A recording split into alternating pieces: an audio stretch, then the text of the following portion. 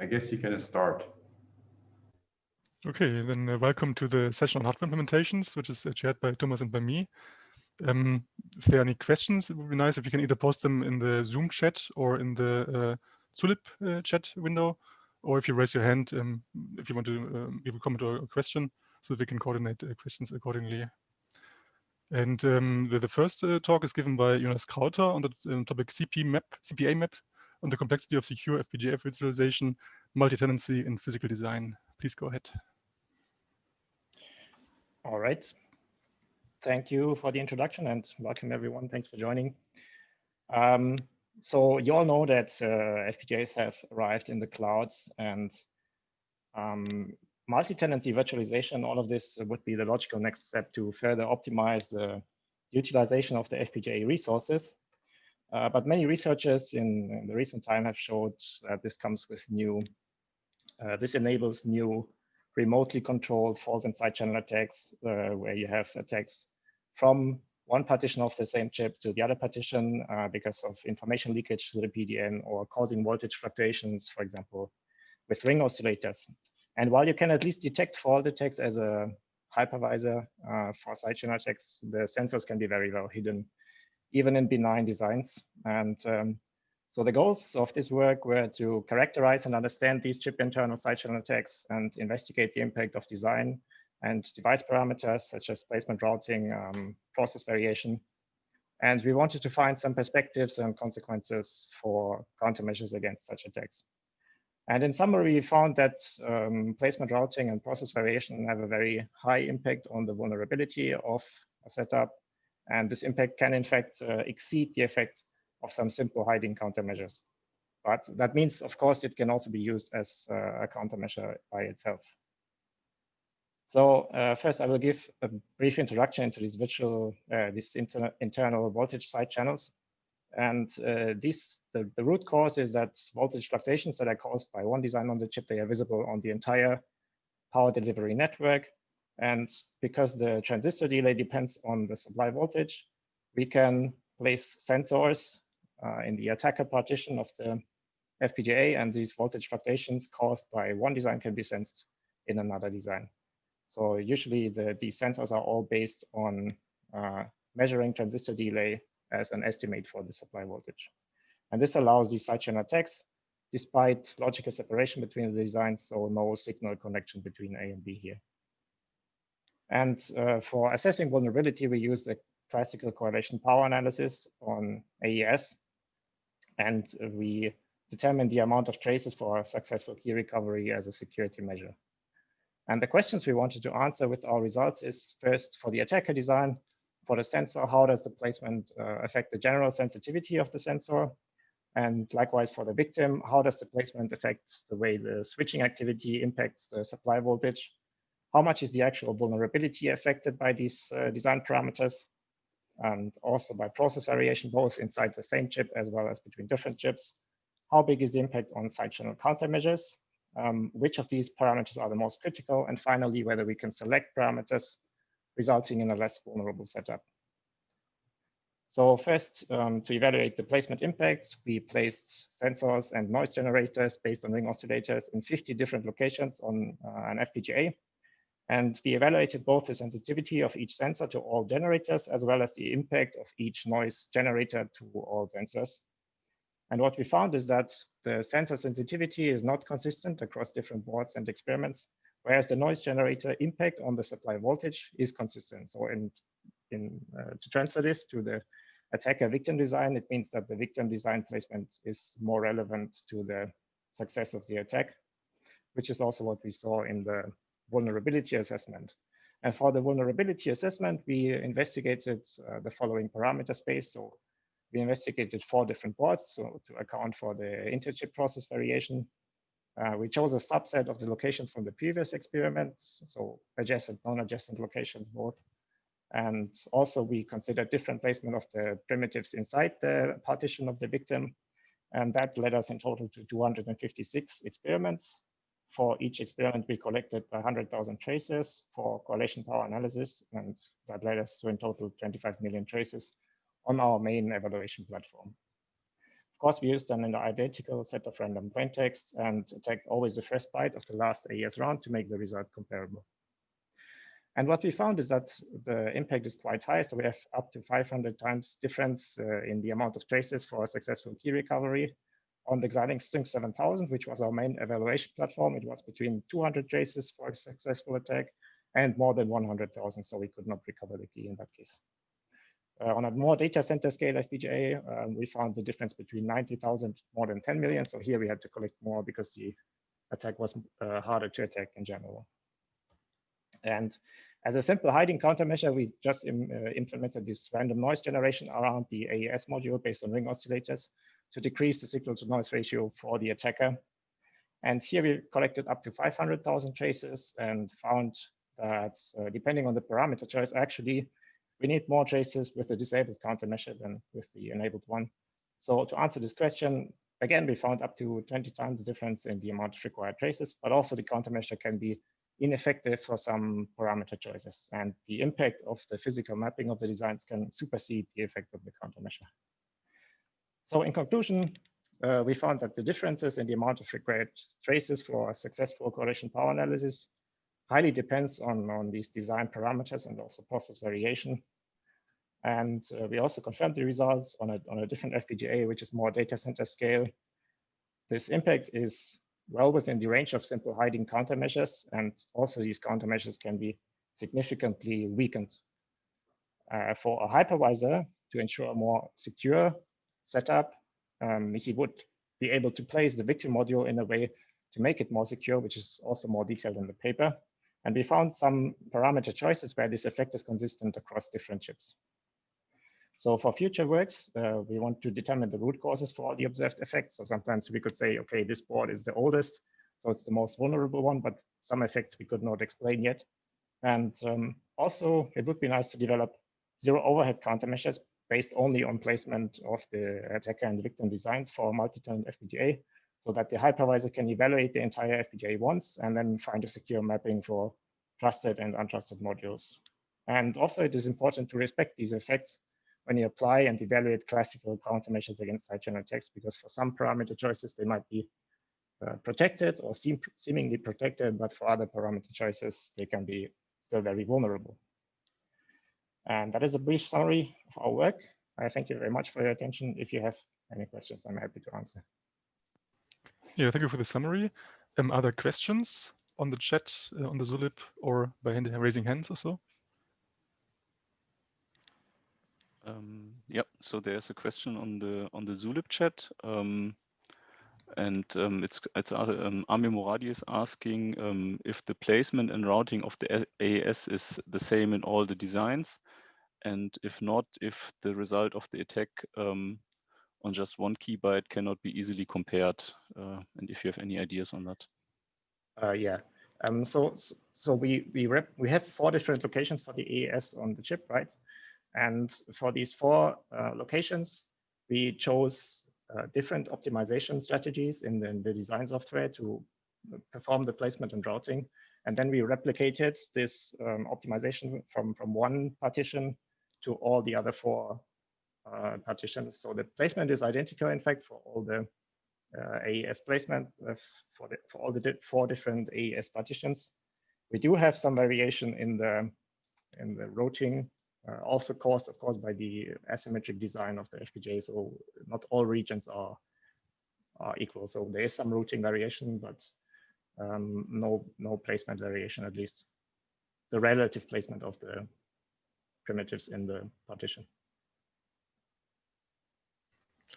Okay, thank you. I guess there's no further questions right now, so I would like to encourage you to maybe take the questions offline, write an email, or bring them into the Zulip chat later, so that we then can proceed to the next short presentation of the paper. Thank you, Jonas. Yeah, thank you. And so the next presentation will be ESA extension for finite field arithmetic, accelerating Kyber and New Hope on RISC-V, and the talk will be given by Richard Petri. Okay, can you hear me? Yes. Okay. Yeah, thank you for the introduction. Yeah, this is a joint work, of course, with Adam Akim, Hülya Efkan, Norman La, Ruben Niederhagen, and me. And I hope you hear my voice all right. I'm currently battling with what I hope is a common cold. Okay. To our motivations, we investigated the impact of small accelerators on post-quantum cryptography. And especially in this work, we do this for an instruction set extension for small finite field arithmetic. And our contributions are as follows. We use an open RISC-V implementation to introduce an extension for finite field arithmetic. And we present an optimized RISC-V implementation of the Kyber and Neuhoff ciphers for the standard RISC-V as well as our extended instruction set.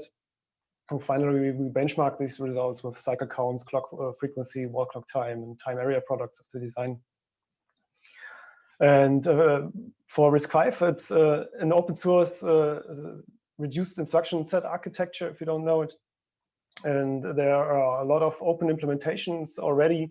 And we chose the VexRiscv for its flexibility. Yes, VexRiscv does not extend with a coprocessor. Instead, it's a design which consists of a set of plugins which extends each of the processor stages with logic. And what's important to note is that each plugin has access to the entire pipeline, which enables highly adaptable designs with very few redundancies. And in the long talk and in the paper, we could go much more into the VexRiscv background and a few details about the Spiny HDL language used for VexRiscv and the basic mechanism behind this plugin-based approach. And of course, I don't have time to go into this, but if you want to experiment with VexRiscv, I highly encourage you to take a look at this. So now let's get to our extension. We introduce an instruction set extension for finite field arithmetic, as I said, for small finite fields, so lower than, for example, 16-bit. And as shown in the table above is the instruction format of 4 arithmetic instruction. One is an addition, a subtraction, a multiplication, and a separate reduction instruction. And all instructions include a reduction, but the separate reduction instruction simply reduces the value of a register. And this is used, for example, when we sample polynomials. So this doesn't do any arithmetic, just reduces the result of the register. And to have a better idea on the cost of such an extension, we implemented 3 different variants. And the simplest extension simply reduces the instruction result by a fixed modulus, which we set at the design stage. But a second variant reduces the result with a set of fixed moduli, for example, 4. We could choose more. But the moduli is the set of moduli, of course, is baked in, but it's chosen by an index in the higher bits of the instruction. And the last variant is actually a completely flexible variant with the modulus set by an internal register that contains this modulus and some pre-computed value. And we added 2 instructions to access these internal registers. And of course, in future versions, we might also use the control and status registers used in RISC-V to access these internal values. So this is the instruction. This is how we implemented the instruction. And it has 3 stages to execute: the memory and write-back stage. Well, we opt into these stages of the processor. And for ease of use, we opted for byte reduction, which of course avoids any conversion, for example, necessary when we would use Montgomery reduction. And since we have access to any internal pipeline value, we can reduce arithmetic already present in the processor. And in the first stage and in the second and third stage of the instruction, of course, the result is reduced. And note, if you have a fixed modulus, we can make use of small Hamming weights, so substantially reducing the cost of a small multiplier in the second stage. Now, to benchmark this extension, we implemented Kyber and Neuhoff, once with and once without the extension. And without the extension, we also actually used the byte reduction with the 3 instructions listed on the right. And this suits RISC-V very well, as RISC-V offers separate multiplication instructions to get the lower and the upper word. And as we need, for example, a shift by 32 bits, we just calculate the upper word, which saves us a few instructions. And of course, if the extension is present, we simply use our introduced instructions for all finite field arithmetic. Both ciphers require large polynomial multiplications, for which the number theoretic transform is used. And a common method to optimize this merging layers is seen on the right. So for example, instead of processing all coefficients layer by layer like this, first layer, then the second layer, we merge all multiple layers. And RISC-V has enough registers to merge up to 3 layers, as shown on the right. And the custom instruction actually has a further advantage here, because the entity requires twiddle factors for each of the operation performed. And most software implementations should simply use a pre-computed table. But since we have a fast finite field arithmetic instruction, we can ditch this lookup table and compute these values on the fly with the iterative entity algorithm. This is commonly used in hardware implementations. Now let's get to the evaluation. We implemented all the polynomial arithmetic, including a suitable entity and inverse entity for the Kyber and New Hope ciphers. And the left shows the cycle counts for the 124 element polynomial arithmetic used in New Hope 1024. And compared to the standard RISC-V implementation, the custom instruction reduces the number of cycles by 26%. And the hash function used in the cipher has a huge impact. Usually benchmarks remove all the cycles spent hashing. And if we do this, the speed up actually translates quite reasonably well with 13%. A much bigger improvement is actually the code size shown on the right, which includes the pre-computed table, of course. And the pre-computed tables make a huge portion of the code. And in fact, are even larger than any unrolled code which we use. So the code size reduction is quite substantial. And the instruction set extension actually completely avoids any latency introduced by load instruction used for twiddle factors. So if we, for example, use a higher memory latency for higher frequencies, the advantage of the custom instruction becomes more pronounced in this case. Now let's get to evaluation of the hardware. And the question, of course, is this all worth it? And to that end, we examined the time area product of the design. And this is somewhat complicated because we don't have an adequate area translation for DSPs and run blocks in FPGAs. But we took a look at it anyway. And the result is a resounding maybe. Of course, if we have a simple latency bus, you see above that the custom instructions have quite a pronounced advantage. But if we raise the memory, want to raise the memory frequency, we could introduce an additional latency cycle. And this, of course, raises the frequencies. This is an update from our paper. And this shows that the variants without the general purpose multiplier stay actually the most attractive variants. As you see, the custom and the custom normal instruction. Well, let's first explain. Sorry. We did multiple variants here, and we did, for example, the custom is with a single modulus, custom force, multiple moduli, flexible variant. And of course, we also implemented it with the instructions without adding a general purpose multiplier. And the comparison shows that without a general purpose multipliers are quite interesting. And if we add the additional latency, these actually becomes more pronounced. Yeah. Okay, let's get to a conclusion. We presented an instruction set architecture extension for finite field arithmetic and demonstrated its impact on lattice-based cryptography. And we think that such an extension can have a significant performance benefit, both in terms of cycle counts and wall clock speed, but especially code size, which of course we can't evaluate with a time area product. So this advantage might be quite large. And we might need to do some further analysis beyond FPGAs, for example, if we have ASICs where we can do a proper time area product. And if you want to experiment with this platform, I polished it a bit in my free time and published it under the shown URL. And we have support for multiple FPGAs and, of course, even a cycle accurate simulator if you don't have an FPGA event. So, yeah, well, thank you for your time. Yeah, thanks a lot for your presentation. As we are running out of time, there's one naive question. Maybe we can squeeze it in. Does the finite field arithmetic improvements have any implications for timing attacks? Can you quickly answer?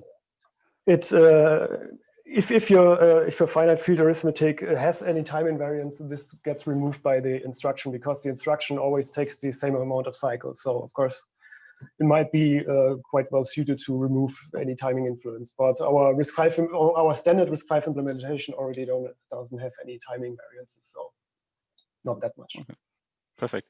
Thanks a lot. And then I think we quickly move to the next talk. Yeah, maybe Mauricio, you can take a look at the chat if there's any more questions you could answer in the meantime. Sure. The next presentation, short presentation, is on the paper Improved Heuristics for Short Linear Programs.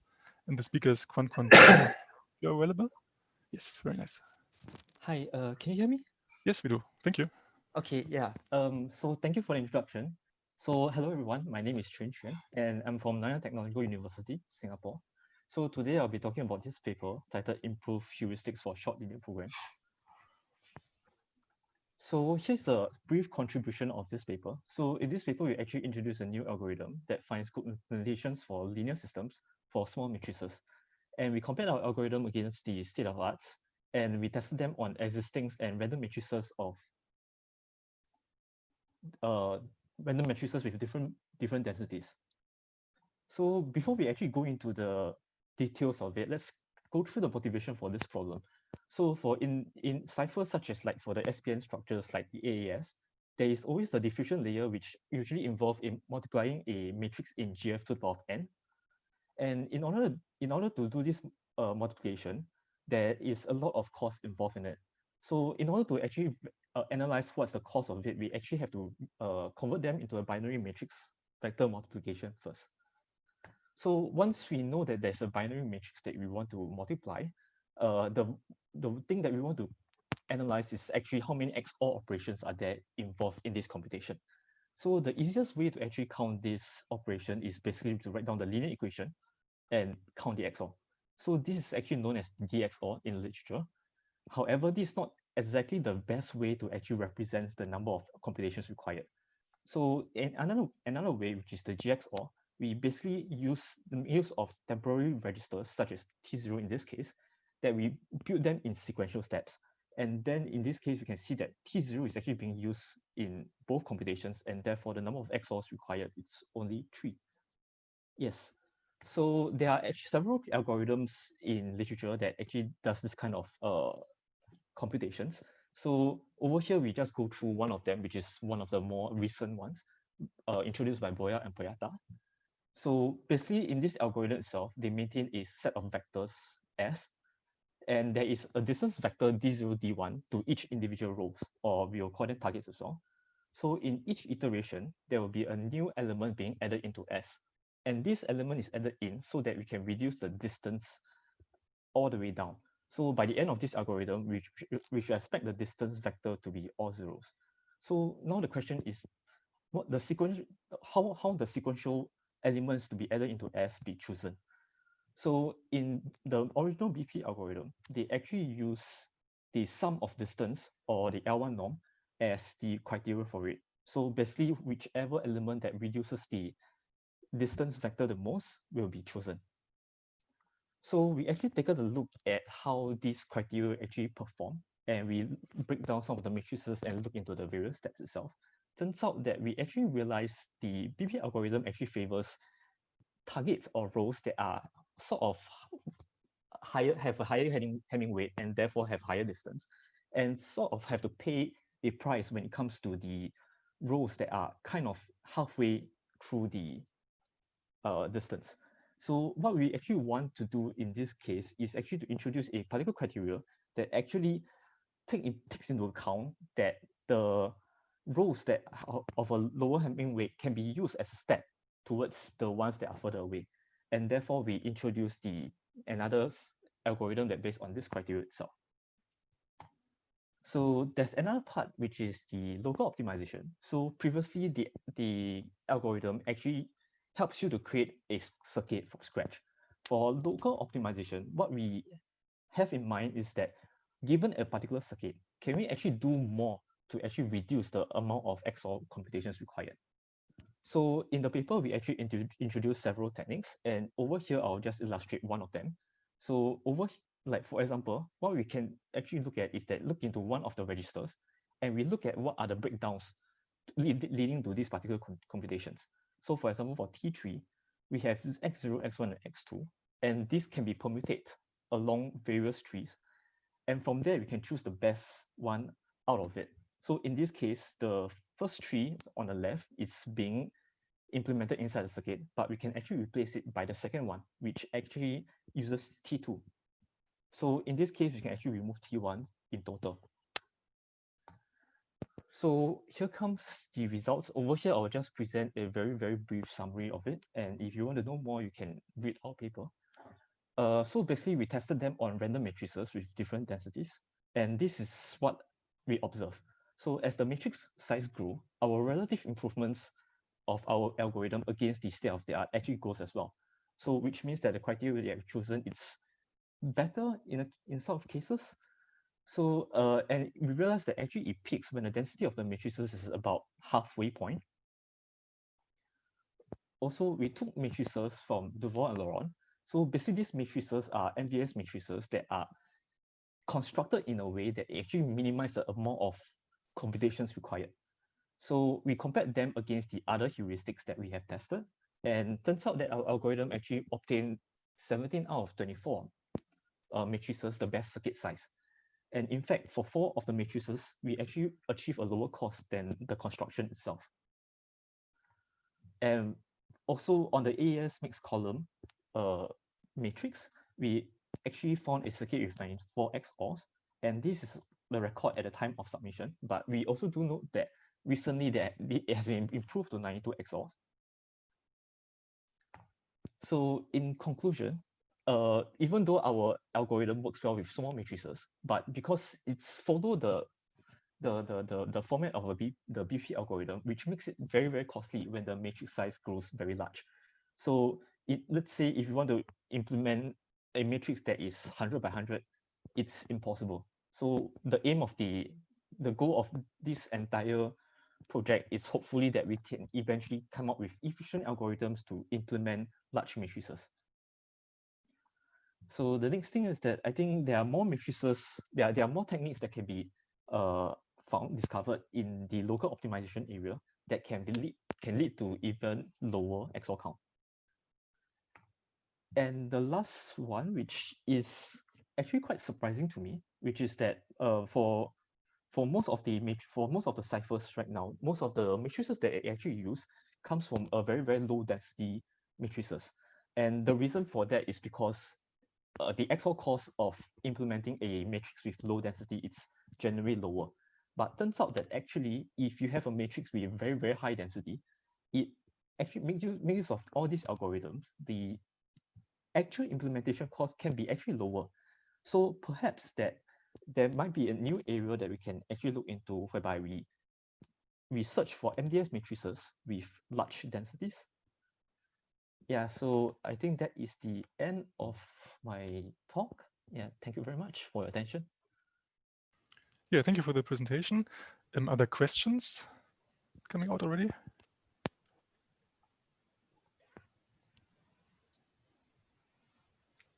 Then maybe a very brief question from my side. Of course, your work mainly aims at ASIC implementations. Is there any application of these optimizations also if you take a look at optimizing FPGA implementations where you map logic into lookup tables and not into gates per se? Can these approaches also be used for lookup table matching?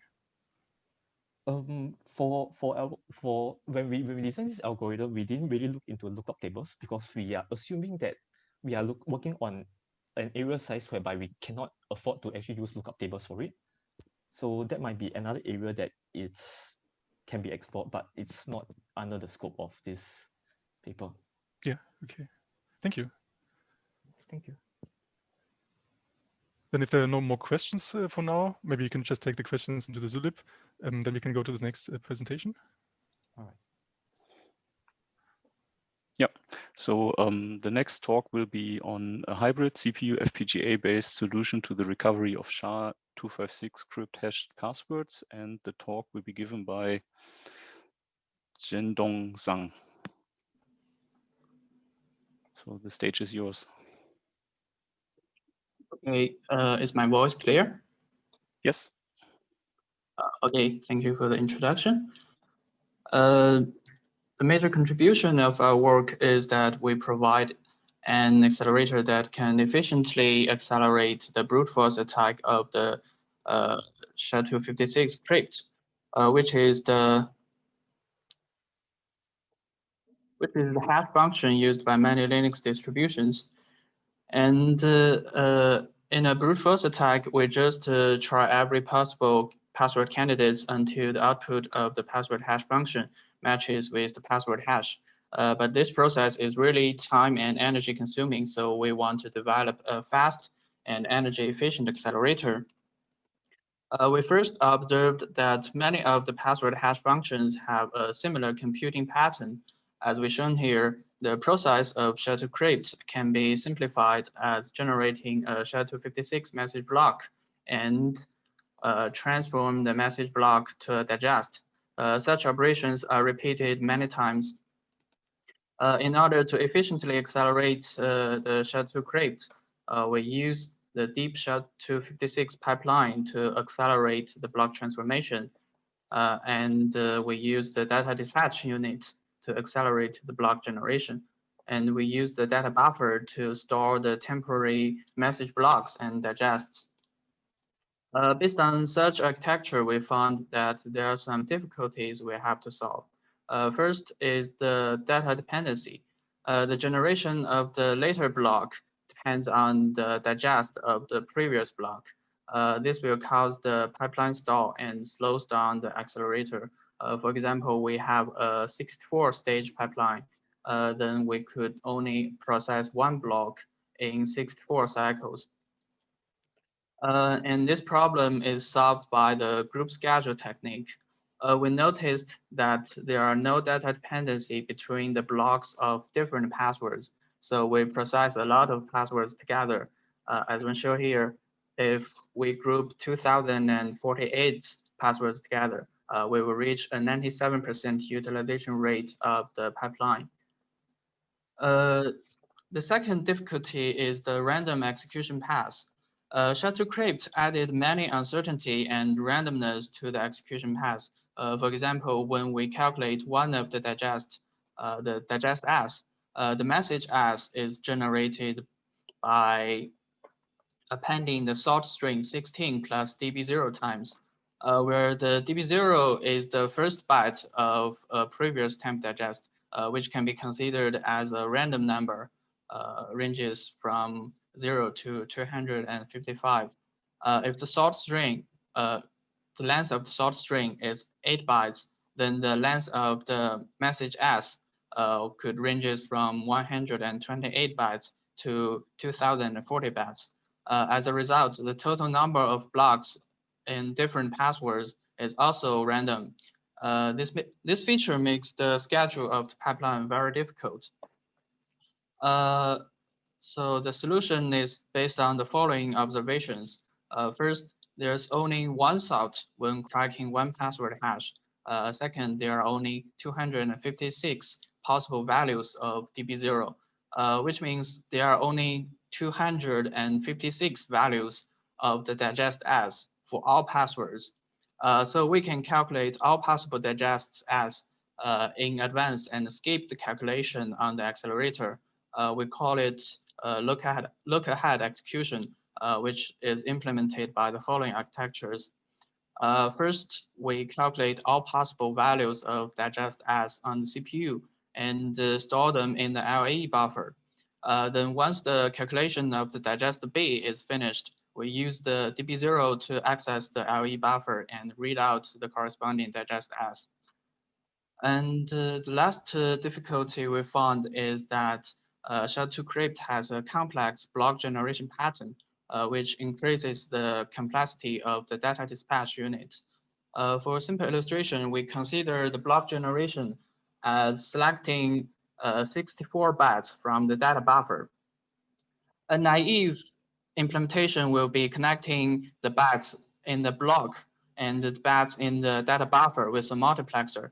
So there will be about 14,000 connections, and which will cost about 50% of LUTs on our experimental platform, the Zinc ZC703.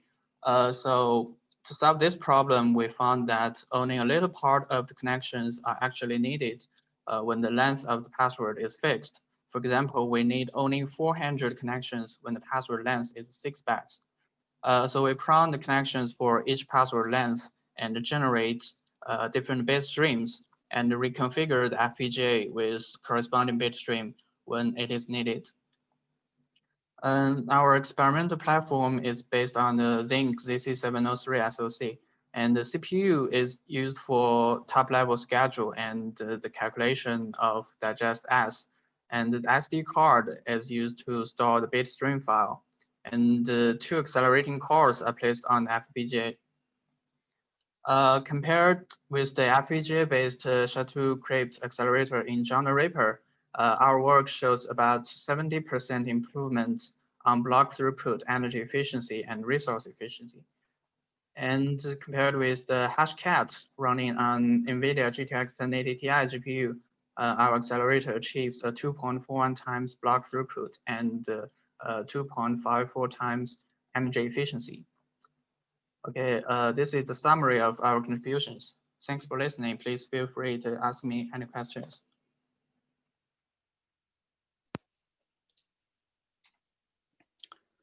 So let's see.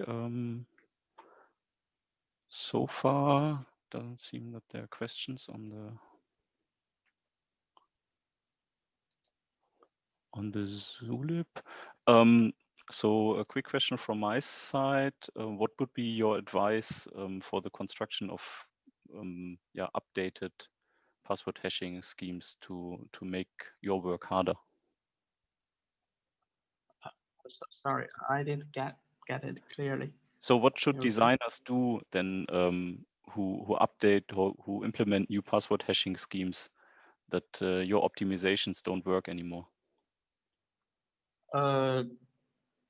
Yes, we validate the adaptability of our solution on another algorithm, which is the SHA-5 the 512 crypt, because they are similar. They have the similar structure, and we also show a significant improvement on energy efficiency compared with GPU. I think most of the techniques can be applied to some similar password hash functions. Okay, thank you.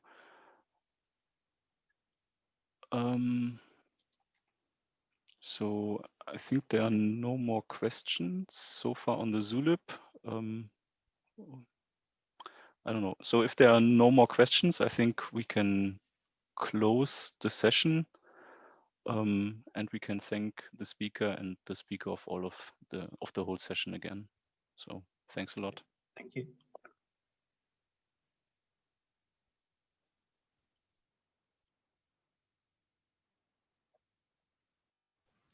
And thank you for the participation, and see you in the social session afterwards.